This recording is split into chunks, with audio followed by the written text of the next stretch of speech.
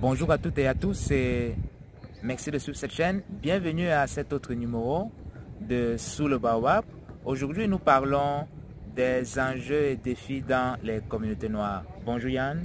Bonjour Bertrand. Yann, selon ton expérience, dans ta pratique, quels défis, quels enjeux as-tu pu observer au fil des années dans les communautés noires? Je vais principalement parler des défis qu'on rencontre actuellement dans la santé mentale.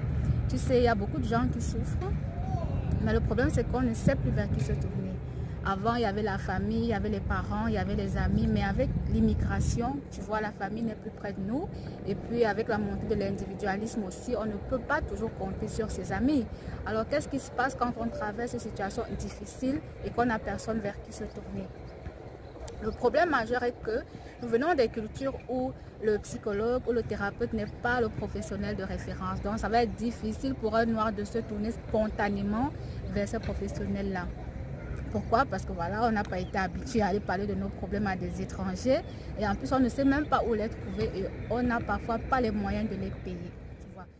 Je parlerai également de la stigmatisation et des tabous dans la communauté africaine. Par exemple, il y a les violences conjugales qui laissent beaucoup de psychotraumatisme aux femmes. Mais ces psychotraumatismes-là ne sont pas résolus. Les femmes ne sont pas accompagnées.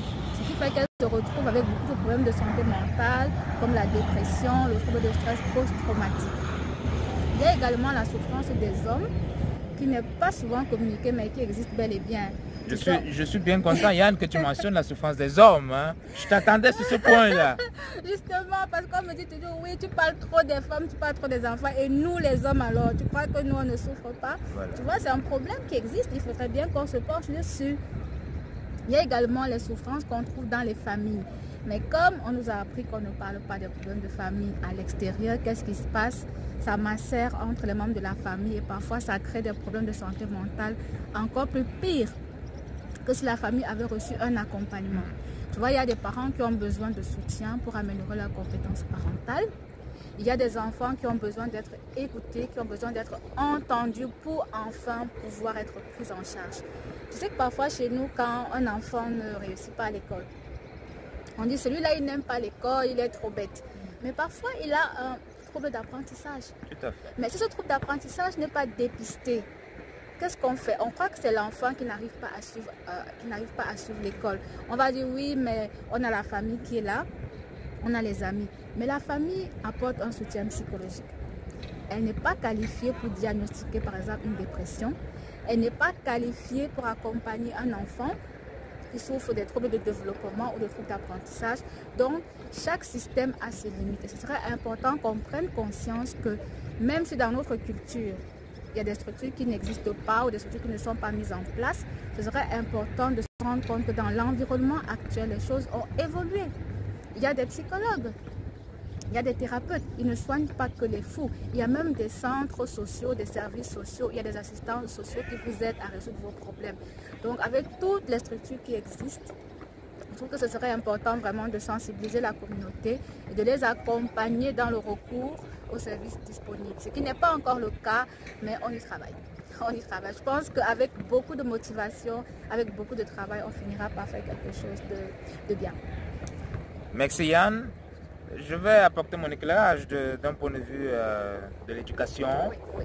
Les défis que j'ai pu observer au fil de mon parcours en Europe et maintenant en Amérique du Nord et mes contacts à travers le monde, c'est notamment notre héritage culturel. Je prendrai l'exemple spécifique de nos langues, maternelles comme on les appelle. Nous vivons loin de nos familles.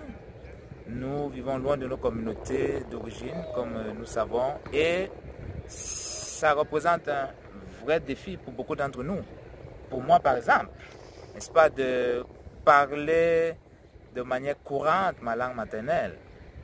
À tel point, je vais t'avouer, Yann, que lorsque je téléphone à ma maman, elle prend la peine de me faire passer une sorte de cours, là, de test où on parle, puis elle me corrige gentiment, maternellement, n'est-ce pas? Et puis, heureusement qu'elle est là, grâce grâce au téléphone.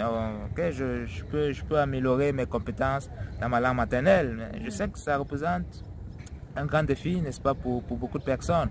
Il y a aussi l'héritage culturel du point de vue de la transmission de nos valeurs à nos enfants. Exactement. Beaucoup d'entre nous qui avons déjà constitué des familles et beaucoup qui souhaitent aller sur ce chemin-là, c'est un défi. Exactement. Quelle langue parlent nos enfants ou parleront nos enfants? Bien sûr, il y a les langues internationales, c'est important, les langues de la scolarité. Français, l'anglais. L'espagnol, etc., l'allemand, le mandarin, etc., etc. Mais à la maison, quelle langue parle-t-on? Aujourd'hui, on parlait de la famille, de la famille des divorces, etc., etc. Les mariages sont de plus en plus mixtes. Mixtes à l'intérieur d'un pays, le centre avec l'ouest, l'est avec le sud, peu importe là, mais aussi mixtes d'un point de vue transfrontalier, transnational. Alors, quelle langue parleront nos enfants à la maison? Quelle langue parlent nos enfants à la maison? C'est très important. Ça, c'est un premier défi. L'autre défi, toujours d'un point de vue de l'éducation, c'est la scolarité de nos enfants. Est-ce que nous nous investissons en tant que parents dans l'éducation, pas éducation à la maison, mais éducation d'un point de vue de l'accompagnement, voilà. Est-ce qu'on est présent? Est-ce qu'on va rencontrer les enseignants et les enseignantes de nos enfants? Est-ce qu'on sait dans quel milieu ils évoluent? Qui sont leurs amis à l'école? Quelles sont même les règles de fonctionnement de l'école en Allemagne, de l'école au Canada, de l'école aux États-Unis, de l'école en Australie, en France, ailleurs dans le monde, qui n'est pas du tout la réalité, n'est pas du tout celle de nos pays d'origine, en Haïti, en Guadeloupe, en Côte d'Ivoire, au Sénégal ou ailleurs. Alors, il est extrêmement important, n'est-ce pas, que nous, parents, qu'on s'implique dans l'éducation de nos enfants. Ça, c'est vrai. L'autre défi pour terminer, Yann, c'est pour reprendre le titre d'un roman que j'aime bien, de Dany Laferrière, c'est l'énigme du retour. Ah oui. L'énigme du retour. Alors, la plupart d'entre nous, nous sommes arrivés dans les années, nous avons quitté nos pays, la grosse vague en tout cas, vers le milieu des années 90.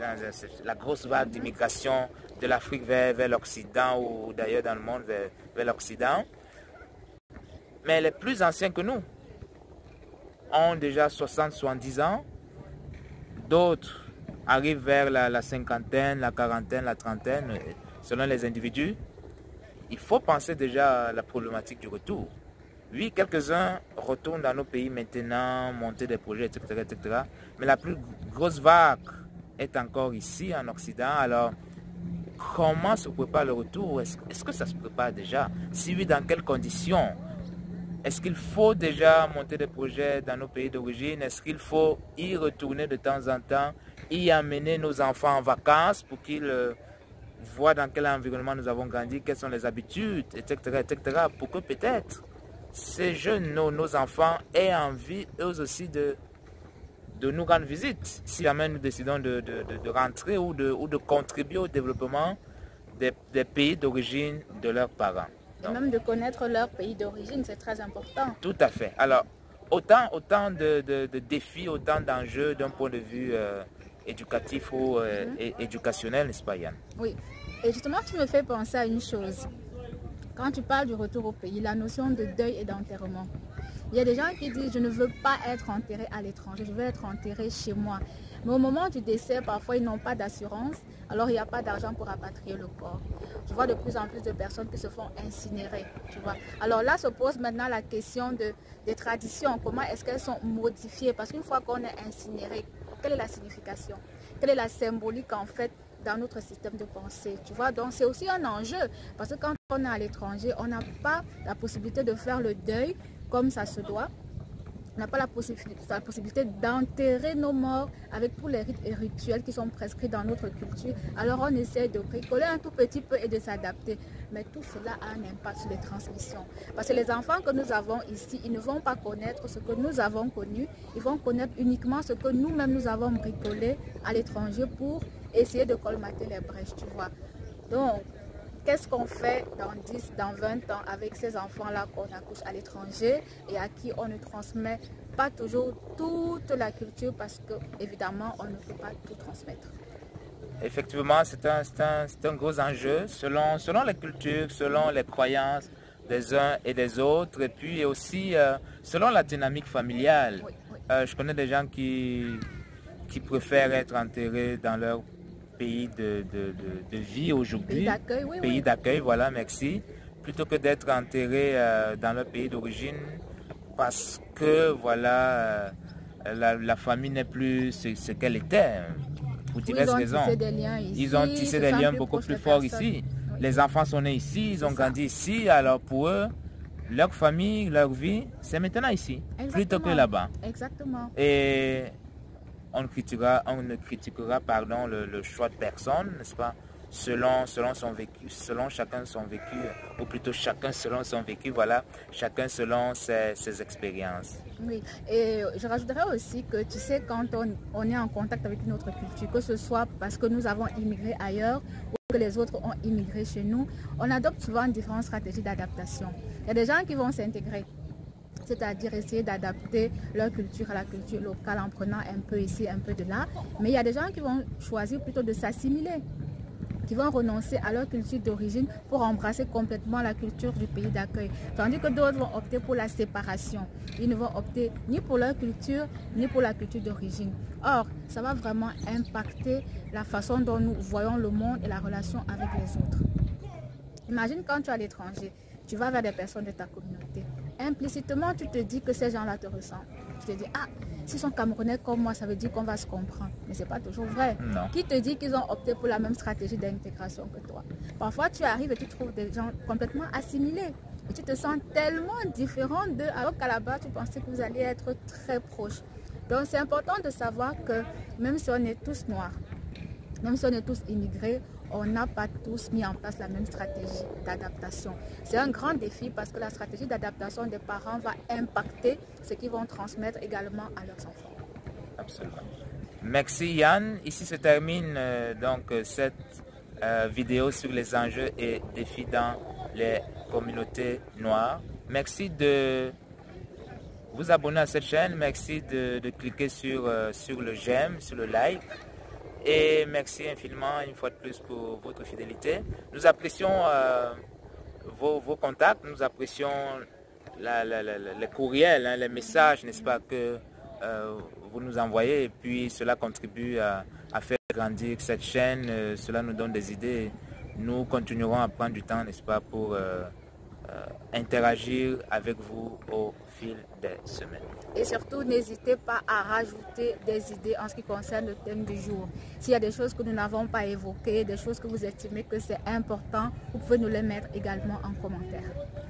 Merci également de partager cette vidéo, de partager toutes les vidéos de cette chaîne, de vous abonner aussi là pour recevoir de manière automatique hein, les notifications lorsqu'une nouvelle vidéo, tous les vendredis à 13h heure de Toronto, 19h heure de Paris, lorsque une nouvelle vidéo est publiée. Donc inscrivez-vous pour des notifications et partagez au plus grand nombre, n'est-ce pas, autour de vous, vos amis, même ceux qui ne font pas partie des communautés noires, pour, n'est-ce pas, une meilleure entente, une meilleure compréhension, un meilleur dialogue interculturel. Le contenu de cette chaîne va au-delà, n'est-ce pas, de notre public de départ. Exactement.